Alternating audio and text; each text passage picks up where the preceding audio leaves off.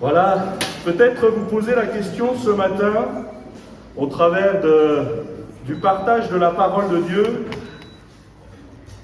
puisqu'on va parler de plusieurs situations, et en particulier, on parlait de la signification de Néhémie. Que veut dire votre prénom? Qu'est-ce que représente votre prénom? Est-ce que des fois vous le savez, peut-être votre prénom a-t-il une consonance biblique? Bon, moi, si vous voulez savoir, Pierre, c'est assez facile. Pierre, ça veut dire caillou, et plus exactement, petit caillou. Roxane, ça veut dire comme l'aurore. Preuve que des fois, ça ne va pas forcément avec... Elle n'est pas trop du matin, hein, je vous fais une confidence. Mais peut-être savoir et connaître le prénom. La semaine dernière, j'ai commencé avec quelques expressions françaises qui nous viennent de la Bible, et je voudrais continuer avec cette expression, c'est le Benjamin de la famille. Alors, vous ne le savez pas, pour la plupart, mais il n'y a pas qu'un Benjamin aujourd'hui, et on est content que Benjamin, tu sois au milieu de nous. Il y en a deux au milieu de nous ce matin, puisqu'il y a un des cousins de Yann, de Caleb, qui s'appelle aussi Benjamin. Alors, qu'est-ce que ça veut dire, Benjamin? Vous le savez? Les Benjamins, normalement, vous le savez. Alors? Le plus jeune, ça c'est le sens de l'expression. On appelle le Benjamin parce que Benjamin, dans l'histoire, c'est le dernier fils. Mais Benjamin, ça veut dire surtout fils de ma droite. Celui qui a le plus d'honneur. Parce que, oui, à l'époque, on faisait un peu de politique, et effectivement, celui qui était à la droite, il était normalement mieux placé, plus béni, je fais une blague bien sûr, que les autres. Fils de ma droite. Mais Benjamin n'a pas failli s'appeler Benjamin. Puisque pour ceux qui ne connaissent pas l'histoire, mais alors que Rachel était enceinte, sur le point d'accoucher, mais elle est décédée peu de temps après, eh bien, quand elle est décédée, l'accouchement fut tellement difficile qu'elle voulait l'appeler Ben-Oni. Et Ben-Oni, quelqu'un sait ce que ça veut dire? Fils de ma douleur. Alors ça va très bien avec les difficultés de l'accouchement. Ça nous rappelle un peu l'histoire de Jaébetz. Jaébetz qui avait été enfantée avec douleur, et elle dira, je vais te donner le nom de Jaébetz, c'est son fils préféré pourtant, mais ça veut dire douleur.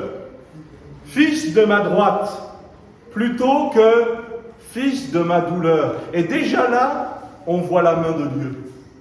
Parce que on ne veut pas oublier que le Seigneur Jésus, c'est celui qui a porté nos douleurs, nos souffrances, que c'est lui qui a été Ben-Oni. La douleur pour que nous puissions être sauvés. Tu as de l'importance aux yeux de Dieu parce que Dieu a envoyé son Fils pour souffrir pour toi. Il a pris, la Bible dit, sur lui le poids de nos souffrances et de nos douleurs. C'est pour ça que la Bible nous parle souvent de se décharger sur lui. Est-ce que vous avez cette bonne habitude de se décharger sur lui de tous vos soucis? Parce que c'est important de pouvoir dire, mais le Seigneur ne m'a pas oublié. C'est comme si, au travers de ces prénoms, Benjamin ou Ben-Oni, Dieu nous montrait la grâce, un peu comme le fils prodigue. Quand le fils prodigue revient à la maison, une des premières choses qui va lui être faite, c'est « mais redonnez-lui, revêtez-le, redonnez-lui de l'honneur ». C'est ce que le Seigneur veut faire. Peut-être que quand tu te regardes dans une glace, peut-être que quand tu considères ta vie, tu n'as pas beaucoup de valeur à tes yeux, peut-être que tu n'as jamais fait trop grand-chose, tu vois tous les autres qui arrivent à quelque chose, puis toi qui n'arrives jamais à rien, mais pourtant, le Seigneur, lui, peut miser sur toi. Pourquoi? Parce que nous sommes de ses créatures. Un jour, je disais à une dame qui ne pouvait pas se regarder dans une glace, Je lui dis, mais je dis, écoute, à chaque fois que tu passes devant ta glace, écris quelque chose sur le miroir. Et je lui avais conseillé d'écrire sur un de ces miroirs, je te loue, Père, de ce que je suis une créature si merveilleuse. Je ne l'ai pas inventé, c'est dans la parole de Dieu. Alors des fois, on peut ne pas se voir en peinture, des fois, on essaie de rafistoler ce qu'on peut, on fait tout ça, et en plus, notre manière de nous voir n'est jamais juste, parce qu'il y a ce que nous on voit, il y a ce que les autres voient, il y a ce que Dieu voit. Et Dieu regarde au cœur. Dieu n'aurait certainement peut-être de se dire, mais pourquoi je vais les choisir eux? Un peu comme l'histoire où Jésus va passer toute la nuit en prière, et puis dans la suite, il va choisir les disciples. Vous les auriez choisis?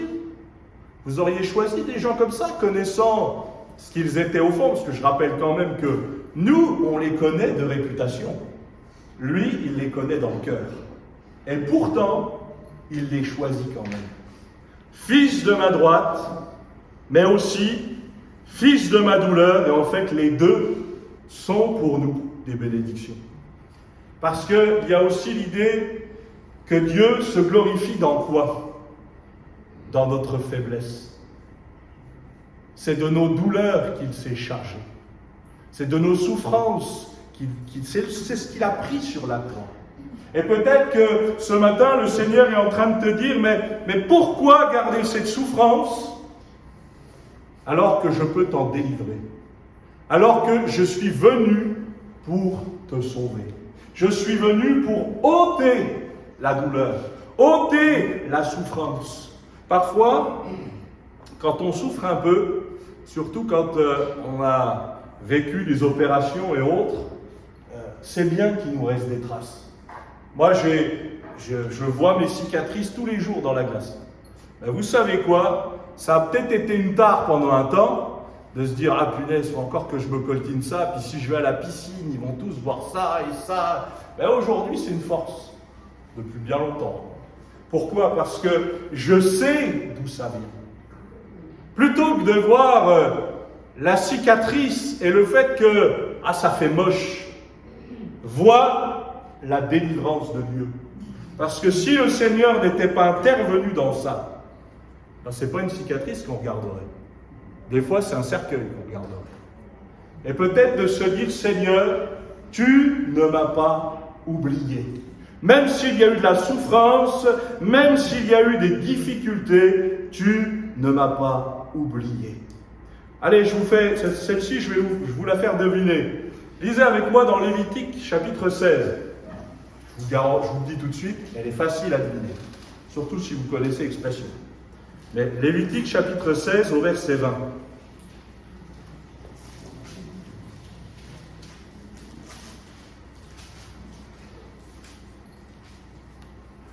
Lévitique, chapitre 16, et au verset 20. Ça commence avec ces quelques mots. Tiens, Libério, vas-y, je te laisse l'inscrire, si tu y arrives. Vas-y, tu me dis.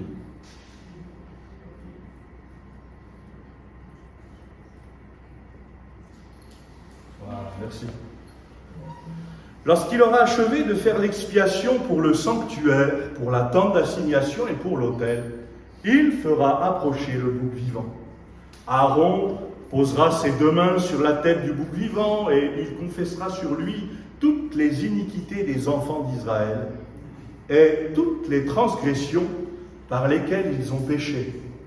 Il les mettra sur la tête du bouc, puis il le chassera dans le désert à l'aide d'un homme qui aura cette charge. Le bouc emportera sur lui toutes leurs iniquités dans une terre désolée. Il sera chassé dans le désert. Aaron entrera dans la tente d'assignation, il quittera les vêtements de lin qu'il avait mis en entrant dans le sanctuaire et il les déposera là. Il lavera son corps avec de l'eau dans un lieu saint et reprendra ses vêtements. Puis il sortira, offrira son holocauste et l'holocauste du peuple et fera l'expiation pour lui et pour le peuple. Il brûlera sur l'autel la graisse de la victime expiatoire. Alors, à votre avis, le bouc émissaire. Peut-être certains, vous ne saviez pas, hein, mais ça vient de là. Celui qui prend la place. Celui qui prend sur lui le poids de nos fautes. Et vous le savez, pour la plupart, mais à l'époque, il fallait faire ça très régulièrement. Il fallait recommencer l'opération. Et puis quand le Seigneur Jésus, lui, est venu, il a pris sur lui le poids de nos fautes, il est mort pour nos péchés. Jamais homme n'a pu souffrir comme Jésus a souffert à la croix. Pourquoi? Parce qu'il y avait les douleurs physiques, comme tous ceux qui étaient crucifiés, mais lui, il avait aussi sur lui le poids de toutes nos fautes. Et même pour un seul pécheur, Jésus serait venu et se serait laissé crucifier. Le bouc émissaire, celui qui prend la place. Celui qui prend nos fautes. Nous étions voués à la mort. Le salaire du péché, c'est la mort. Mais le don gratuit de Dieu, c'est la vie éternelle. Il n'y a pas de salut sans le sacrifice de Jésus. Il faut que quelqu'un prenne notre place. Et oui, à l'époque, on peut le dire comme ça, le salut se trouvait dans les boucs émissaires. Mais ça ne durait qu'un temps. Moi, je me suis toujours demandé quelle odeur ça avait. Il y avait tellement de sacrifices pour tellement de choses, mais ça ne devait pas toujours sentir très bon. Suivant ce qu'on fait brûler, bien sûr. D'ailleurs, c'est aussi pour ça que la Bible nous parle aussi d'un sacrifice de bonne odeur. Puisque là aussi, le Seigneur fait son œuvre.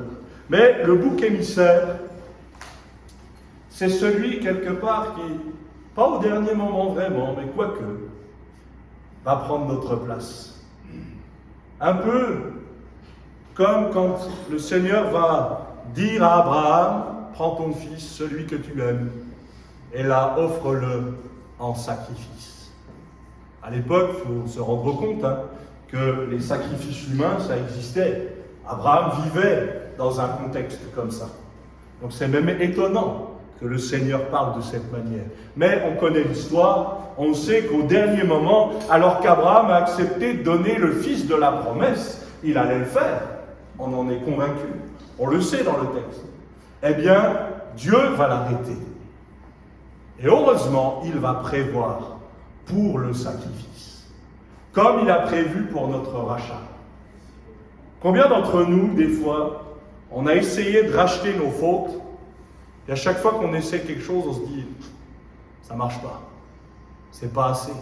Ou des fois, ce n'est pas nous qui nous disons ça, c'est l'autre qui a subi, de dire, ouais, tu crois que tu as payé là? Tu crois que tu as assez payé? J'écoutais dernièrement un podcast sur comment on a inventé la chaise électrique. En ce moment, j'écoute que un peu des choses comme ça, mais pas dans le sens de choses glauques, mais comment est venue l'idée de se dire, au début, c'était de la pendaison, puis après, on a voulu faire ça, mais dans la dignité. Je ne vais encore pas vous demander si vous êtes pour ou contre la peine de mort, on l'a plus ici, donc on n'a plus trop à se poser la question. Je sais ce que pensent les Français, comme diraient les politiciens, puisque des sondages sont faits, et beaucoup sont pour la peine de mort. Mais peut-être de se dire, il fallait que quelqu'un paye. Sais-tu qu'il fallait que quelqu'un paye pour toi? Sais-tu que quelqu'un a déjà payé? J'aime ces paroles de Jésus sur la croix, tout est accompli. J'ai achevé l'œuvre parfaite. Ça ne serait plus utile aujourd'hui. Quelqu'un, peut-être, pourrait se scarifier, se faire du mal, mais ça ne servirait plus à rien. Le Fils de Dieu, lui, a déjà tout payé. On l'a chanté, tu as tout donné. C'est pas donné à moitié, il s'est donné en entier. Alors, certains disent, oui, mais c'est pas vraiment Jésus. D'autres religions disent ça pour expliquer notre religion. De dire, ah, c'est pas vraiment Jésus qui est mort sur une croix, il aurait été remplacé au dernier moment. Donc ils savent tout. Alors qu'ils n'étaient pas là. Moi, ce que j'aime dans la parole de Dieu, c'est que Dieu veille sur sa parole. Il veille sur sa parole pour l'accomplir. Il protège sa parole. Certains ont essayé de falsifier la parole de Dieu. Certains ont essayé de la discréditer. Et ça continue encore. Mais Dieu veille sur sa parole.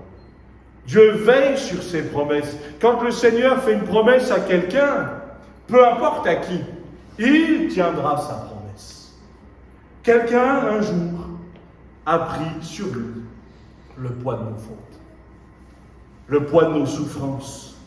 Et peut-être que ce matin, le Seigneur dit, je l'ai fait une fois pour toutes, mais tu peux encore te décharger. Tu peux encore apporter tes souffrances, tu peux encore apporter tes douleurs, tu peux encore apporter tes tracas. Parce que lui, il veut faire l'œuvre, une œuvre rédemptrice, une œuvre qui nous restaure. Le Seigneur Jésus dira, je ne suis pas venu appeler des justes, mais des pécheurs. Et il rajoutera, je ne suis pas venu pour les bien portants, mais pour ceux qui se savent malades. Des fois, ça ne me dérange pas de dire au Seigneur, j'ai besoin que tu me guérisses. Parce que certains vont dire, mais je n'ai pas besoin de toi. Et peut-être qu'en disant ça, c'est là qu'on se rend compte qu'on a tellement besoin de lui. Je voudrais dire à quelqu'un ce matin, c'est une pensée qui me vient. Pourquoi se passer de la bénédiction de Dieu en essayant tout un tas d'autres choses, alors que la bénédiction de Dieu, elle est accessible, elle est gratuite, et elle t'est offerte. Parfois, je pourrais dire, tiens, gratuit pour les 200, 300 premiers. Vous savez, des fois, vous avez des promos comme ça, tiens, les premiers arrivés, les premiers servis, puis une fois qu'il n'y en a plus, mais c'est pas ce qu'a fait le Seigneur. Parce que non seulement le Seigneur a donné sa vie pour ceux qui étaient ses contemporains, mais il l'a fait encore pour toi. Il a donné sa vie pour que nous puissions être en vie, pour que nous puissions retrouver de la dignité, que nous puissions être restaurés. Et je voudrais dire, même moi, même toi, même le plus vil des pécheurs, même celui qu'on condamnerait sans procès, parce que c'est arrivé aussi dans l'histoire. Mais lui, qui connaît le fond de nos cœurs, il dit, mais je sais tout ce que tu es, je sais tout ce que tu as fait, je t'aime quand même, et je veux te pardonner. La question, elle nous revient. Qu'allons-nous faire de ce sacrifice? Oui, au-delà d'un bouc émissaire, il y en a eu plein à l'époque de la parole de Dieu. Mais Jésus, lui, a donné sa vie une fois pour toutes. Il ne reviendra pas pour le faire, ça suffit une fois. Mais c'est simplement pour dire, ne m'oublie pas. Vous parlez aussi de cette expression, tiens, c'est comme la brebis égarée. Moi, je me souviens, c'est une de mes tantes qui disait ça, malheureusement à propos d'une de mes sœurs, c'est fort pour ne pas la nommer. Ah, la brebis galeuse, mais aussi la brebis égarée. Je dis surtout pas ça. Je dis, nous, elle est au milieu de nous comme les autres. Oui, on veut qu'elle se convertisse, on veut qu'elle se donne au Seigneur, mais on l'accepte comme les autres, on ne se pose même pas la question. Et c'est important, peut-être de dire au Seigneur, bien, même si aujourd'hui, des brebis égarées, on en connaît tous. Ce que j'aime dans Luc 15, quand vous lisez les récits de ce qui a été perdu, vous connaissez, hein, il y a le fils prodigue, il y a la brebis, puis il y a la dragon. Et ce que j'aime, pour en particulier le berger, c'est qu'il va chercher la brebis jusqu'à quand? Vous vous rappelez de ça? Jusqu'à quand il va chercher la brebis? Jusqu'à ce qu'il la retrouve. Il ne va pas lâcher l'affaire. Et il ne le fera pas. Il ne le fera pas pour quiconque. Jusqu'au bout, il va donner l'opportunité d'eux. Mais la question c'est, est-ce que je vais saisir l'opportunité? La Bible, c'est une opportunité. Toutes les fois où j'ai l'occasion de lire la parole, de prier, d'être avec mes frères et sœurs de l'Église, c'est une opportunité. Pensons à tous ceux qui n'ont pas ou qui ont peu cette opportunité. Mon père vous en parlerait mieux que moi. Hein. Mais tous ces gens qui vivent dans des pays persécutés où eux, pour se réunir, c'est punissable. Des fois, punissable d'une amende, qui est déjà compliquée, mais des fois, c'est punissable de mort. Et ils le font quand même. Des fois, c'est ce qui m'aide à relativiser.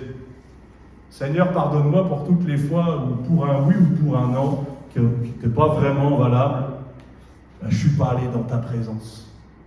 Et je t'ai même dit, ah Seigneur, tu me comprends, Seigneur, tu me connais. Oui, le Seigneur nous comprend et il nous connaît, et c'est ce qui, des fois, devrait nous permettre de nous reprendre. Seigneur, que je ne m'éloigne pas de cette parole. Vous savez que c'est une grâce d'avoir la parole de Dieu, de l'avoir dans tellement de versions. On est quand même des privilégiés. On peut se plaindre de beaucoup de choses en France, hein, mais on est quand même extrêmement privilégiés encore concernant la foi. Parce que de pouvoir se réunir dans des lieux comme ceux-là, d'avoir accès à tellement de Bibles, alors que dans plein d'endroits dans le monde, les gens n'ont pas ça. Cette brebis perdue, le berger n'a pas regardé à ce que les qualités qu'elle avait. Il s'est simplement dit, c'est ma brebis, elle a besoin d'être sauvée. Et je me souviens, je l'ai déjà raconté ça, mais un vrai berger, celui qui était un berger de métier, a parlé justement sur la brebis perdue, et lui, il dit que quand on va chercher une brebis perdue, c'est pas le fait de la retrouver qui fait qu'elle est sauvée. C'est quand on la retrouve et quand on arrive à la récupérer sur un terrain favorable. Parce que des fois, les brebis, elles sont effrayées. Et en étant effrayées, elles peuvent faire des bêtises. Les brebis, c'est pas reconnu pour être très, excusez-moi de le dire comme ça, mais très intelligent. Pas dans le sens de bête seulement, mais dans le sens de je ne peux pas me débrouiller toute seule. J'ai besoin d'un modèle. Et donc, quand la brebis s'éloigne, elle pense pouvoir se débrouiller toute seule, mais très vite elle est perdue. Et quelqu'un qui est perdu est susceptible de se faire attraper, manger. Et là, ça c'est la nature, mais je reviens dans le côté biblique. Le diable ne vient que pour voler, égorger et détruire. Le diable, il n'attaquera pas forcément toutes les brebis tout le temps. Non, il va repérer celle qui est facile à attraper. Lui aussi, il est malin, d'ailleurs c'est son nom. Et peut-être de se dire, si je ne m'éloigne pas de ta parole, si je ne m'éloigne pas de ta personne, je serai gardé, je serai protégé. Est-ce qu'on aura des attaques quand même? Oui, qui n'a pas d'attaque ici? Même les athées, ils ont plein d'attaques. Hein. Vous savez, des fois, ils ne s'en rendent pas compte, mais des soucis, ils en ont aussi. Mais nous, quand on est croyant, des fois, c'est pas qu'on a le double d'attaque, mais un peu quand même. Parce que le diable le sait, lui. Comment nous mettre des bâtons dans les roues, et je ne vais même pas lui donner trop d'honneur, parce que des fois, nous-mêmes, on sait comment nous mettre nous-mêmes des bâtons dans les roues. Mais peut-être de se dire tout simplement, j'étais cette brebis égarée, j'étais cette brebis perdue. Merci pour ceux qui ont prié pour que je revienne à la maison. Merci pour ceux qui m'ont rattrapé, merci pour ceux qui m'ont conseillé. Merci pour ceux qui ont pris soin de moi. Et puis merci au Seigneur, parce que même égaré, pour le Seigneur, la brebis n'était pas perdue, parce qu'il sait exactement où elle en est. Et c'est la même chose pour le Fils prodigue. Nous, on ne sait peut-être plus où en sont les uns et les autres, mais Dieu le sait. Dieu le sait, Dieu veille. Dieu connaît exactement les situations où on en est. Une autre expression, boire le calice, la coupe, jusqu'à la lie, jusqu'au bout. Psaume 75, verset 9. Allez, on va partager ensemble quelques textes.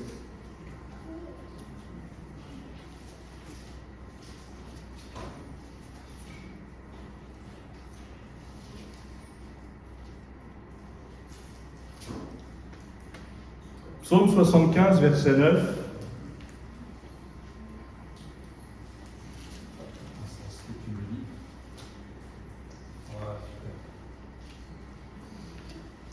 Mets peut-être le verset, mets le verset d'avant, mets le verset 8. Ça doit être 8 pour toi et 9 pour Immobile. Tu peux mettre au verset 8.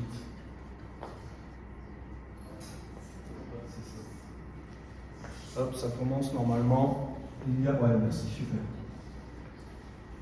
Il y a dans la main de l'Éternel une coupe où fermente un vin plein de mélange, et il en verse. Tous les méchants de la terre sucent, boivent jusqu'à la lie. Peut-être que vous n'aviez jamais fait attention à ce texte-là, mais ça se trouve ici. Et puis, je voudrais aussi prendre avec vous Matthieu chapitre 26, verset 37. Parce qu'effectivement, ça nous parle aussi de ça.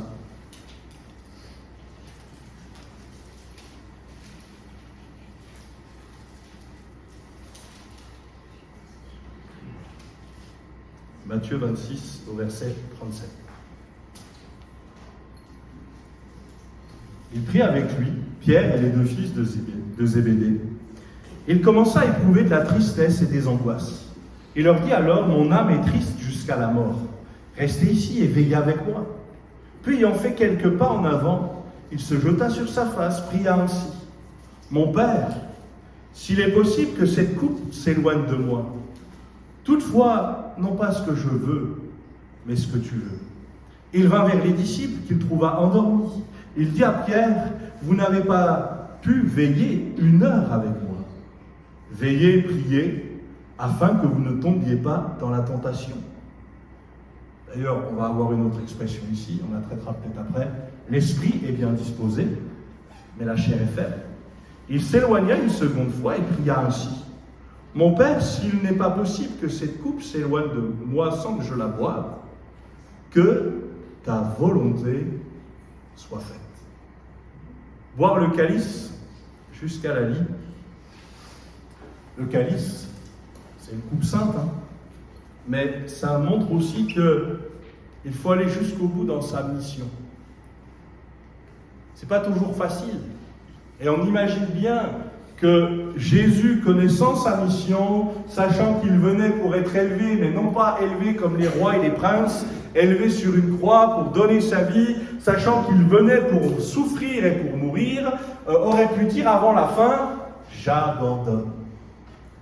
Et quelque part, vous savez quoi, ça me rassure un peu de lire que même Jésus, à un moment donné, va dire « Ouais, si c'est possible que je ne prête pas ça, que ça se passe, mais ça me rassure un peu parce que des fois, je connais ma mission, je sais ce que je dois faire. Et ce qui compte, c'est d'arriver au bout. » On a cité ces derniers temps pas mal l'apôtre Paul qui dira « J'ai combattu le bon combat, j'ai achevé la course, la couronne de justice m'est réservée, et non seulement à moi, mais aussi à tous ceux qui auront aimé son avènement. » Et en fait, boire le calice jusqu'à la lie, la coupe jusqu'à la lie, c'est aller jusqu'au bout de ma mission, même si la mission est difficile. Parce que derrière, et là je reviens sur le côté biblique, il y a une bénédiction. Imaginez un instant que le Seigneur Jésus se soit arrêté juste avant la croix. On ne serait plus là, nous. Il n'y aurait plus personne. Où en serait notre monde? Sachant que le destin du monde, c'est une destruction. Mais Jésus vient, lui. Et il donne une autre opportunité, parce qu'il va aller jusqu'au bout. Sais-tu qu'il a été jusqu'au bout pour toi, pour ta vie, parce qu'il t'aime. Et peut-être de se dire, Seigneur, que jamais je n'oublie ce que tu as accompli. Oui, il va dire, mon Père, s'il est possible que cette coupe s'éloigne de moi, mais toutefois, non pas ce que moi je veux, mais ce que toi tu veux. Vous le savez, Jésus est venu sur la terre pour faire la volonté de son Père. Il lui était soumis. C'est pour ça qu'il est allé jusqu'au bout. Oui, il le dira plusieurs fois. Une autre expression, je voulais partager aussi, dans le même contexte. L'esprit est bien disposé, mais la chair est faible. Ça arrive dans un contexte particulier, parce qu'on peut bien comprendre que, oui, Jésus savait sa mission, et il était d'accord avec sa mission. Comme des fois, je sais ce que je dois faire, et je suis d'accord avec ce que je dois faire. Mais une fois que je dois le faire, là, c'est difficile. Dieu crée en nous le vouloir et le faire. Peut-être que, tu vois, Bruno, tu le disais, étant à l'hôpital, je peux dire pareil. La plupart d'entre nous, on peut dire ces choses-là, qui avaient passé un temps dans les hôpitaux, qui avaient vécu des examens, des opérations, pas toujours faciles à vivre, mais ça a été salutaire. Ça a été salutaire, parce que si on n'était pas passé par là, ça aurait été certainement pire. Et peut-être que des fois, oui, il y a de la souffrance. D'ailleurs, la Bible ne nous en cache pas, et Jésus dira, vous aurez des tribulations. Il y aura des souffrances. Mais prenez courage, j'ai vaincu le monde. On peut lui faire confiance. Vous savez, il y a un film que j'aime bien regarder, c'est l'histoire d'un entraîneur de baseball. Il est très doué tactiquement. Franchement, il prend les meilleurs à chaque poste, mais ils ne sont pas interchangeables. C'est-à-dire que statistiquement, il faut prendre un tel pour le mettre là, et l'autre, il faut prendre un tel pour le mettre là. Et si tout le monde est OK, ça devrait fonctionner. Et vous savez quoi? Je vous révèle la fin. Il prend tout ça, et ça marche.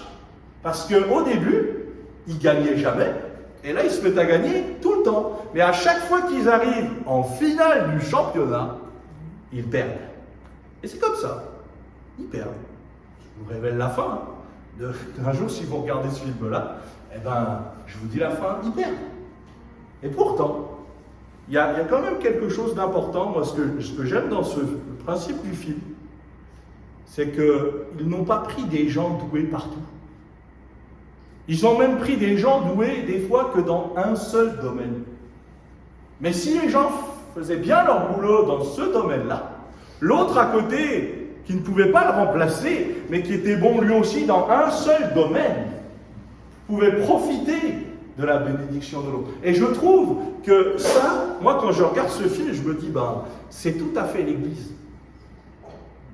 Oui, il y a des gens, ils sont multitâches. Il y a des gens, ce qu'on appelle des couteaux suisses. Ils sont là tout le temps, ils peuvent te rendre un service. Puis il y en a, ils sont monotâches. Allez, je n'irai pas jusqu'à dire qu'il n'y a que des tâches. Là, je m'arrête là. Mais utile aux yeux de Dieu. Découvrir mon utilité. Et de dire, Seigneur, je me croyais peut-être comme ça, mais... Vous savez que Matthieu, qui était disciple de Jésus, il était péager. Et on aurait pu se dire, collecteur d'impôts, ça va, il sait compter. Pourquoi c'est pas lui qui s'occupe de la bourse? Peut-être qu'il en avait assez soupé de ça. Et Dieu s'est servi de quelqu'un d'autre, et on sait qui s'est servi. Il s'est servi de Judas.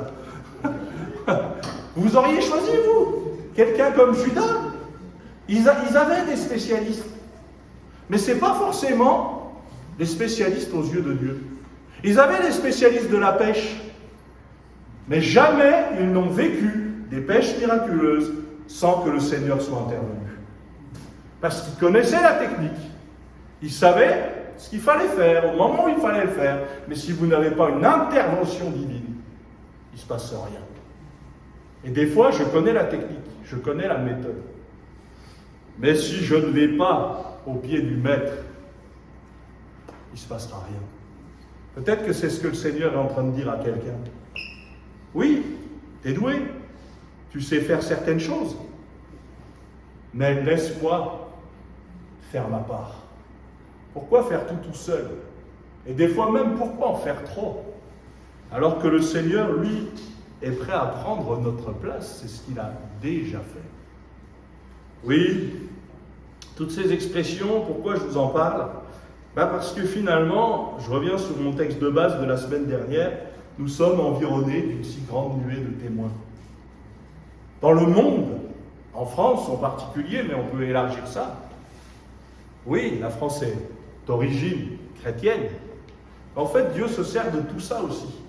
Parce que quand il reviendra, personne ne pourra dire « Ouais, j'avais jamais entendu parler de toi, je connaissais rien ». Non, le Seigneur va pouvoir dire « Tiens, tu me dis que tu ne connais pas, mais ça tu connais, ça tu connais, ça tu as entendu parler. » Parce que le Seigneur parle tantôt d'une manière, tantôt d'une autre. Tout le monde ne s'est pas forcément converti en lisant un texte ou en entendant un cantique. Moi, je me souviens de ce témoignage, et je termine avec ça. de cette jeune qui va voir la passion du Christ. Alors on peut critiquer des tas de choses dans ce film, mais elle va voir la passion du Christ, elle sort de la passion du Christ complètement convaincue. Ça, c'est vrai. Il a donné sa vie pour moi, elle a donné son cœur au Seigneur suite à ça. Et moi, je crois que le Seigneur peut utiliser ça. Moi, j'y aurais peut-être pas pensé. Mais le Seigneur, lui, sait. Le Seigneur connaît. Le Seigneur sait où t'en es ce matin. Peut-être que tu es cette brebis égarée.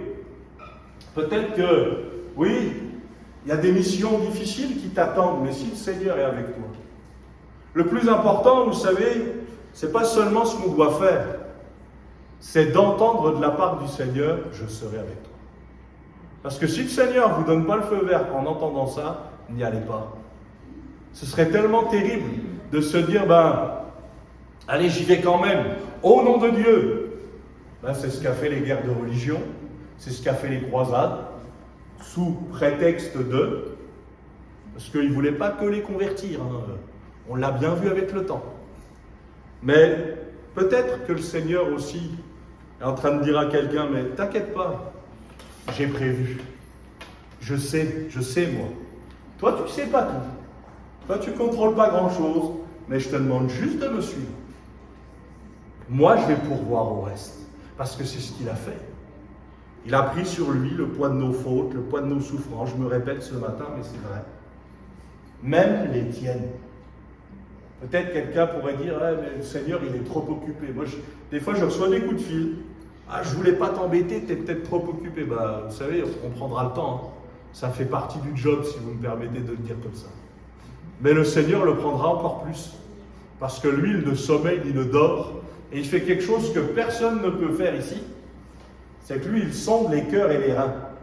Quand il a les gens en face de lui, il ne lui a encore rien dit, mais il sait déjà tout. Et ça permet aussi au Seigneur de répondre exactement selon le besoin. Parce que remarquez combien de fois j'ai apporté au Seigneur quelque chose, le Seigneur des fois n'a pas toujours répondu. Il a répondu autrement, mais il a bien fait. Parce que lui, il connaît le fond de mon cœur. Il connaît le fond de ma pensée. Vous voulez bien qu'on baisse les yeux quelques instants? Je voudrais terminer par la prière. Seigneur, tu nous donnes des rendez-vous. Seigneur, tu sais comment nous parler. Tu envoies ta parole et tu guéris. Tu envoies ta parole et tu bénis. Seigneur, tu envoies ta parole et elle ne revient pas à toi sans avoir accompli son dessein. Manifeste-toi encore au milieu de nous. Viens relever, viens restaurer. Donne-nous, Seigneur, d'aller jusqu'au bout avec toi. Donne-nous d'accomplir, Seigneur, notre mission, ce que tu nous as confié, jusqu'au bout en te faisant confiance. Merci pour les uns et les autres. Merci pour les bénédictions qu'ils sont. Seigneur, c'est vrai, si on se considère les uns et les autres, on est tous des miraculés à tes yeux. Seigneur, combien nous aurions pu ne plus être ici depuis bien longtemps. Mais Seigneur, c'est uniquement par grâce, et nous l'avons chanté, que tu nous as sauvés, relevés, restaurés. Viens, Seigneur, encore continuer ton œuvre. Viens te manifester. Et Seigneur, donne-nous de nous laisser interpeller quand tu nous parles. Seigneur, on ne veut pas te voir partout, mais on ne veut pas te voir nulle part. On veut te voir quand tu nous parles, quand tu nous conduis et quand tu décides de nous parler d'une manière particulière. Peut-être quelqu'un ce matin a-t-il besoin de faire la paix avec Dieu. Très très simplement, en terminant, je voudrais te donner l'opportunité. Voilà, tu entends parler de ces choses, mais tu entends aussi que le Seigneur, il te demande plus que ça.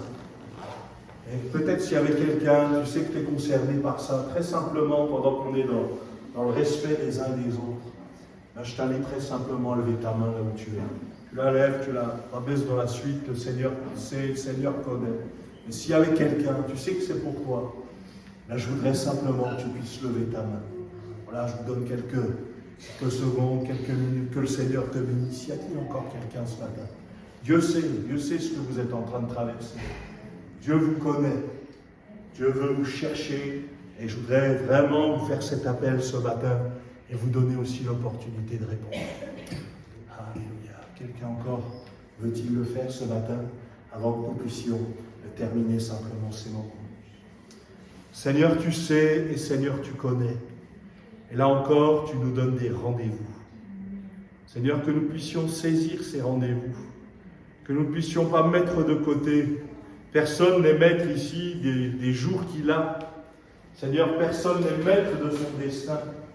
Toi, Seigneur, tu connais toutes choses. Donne-nous, Seigneur, tant qu'il est encore temps de faire la paix avec toi. Merci parce que tu es le Dieu fidèle et véritable. Merci parce que tu n'as pas flanché, tu as été jusqu'au bout pour que nous puissions avoir accès à la grâce. Merci de ta fidélité. Merci de ce que tu as fait hier. Merci de ce que tu fais aujourd'hui. Et merci de ce que tu feras demain.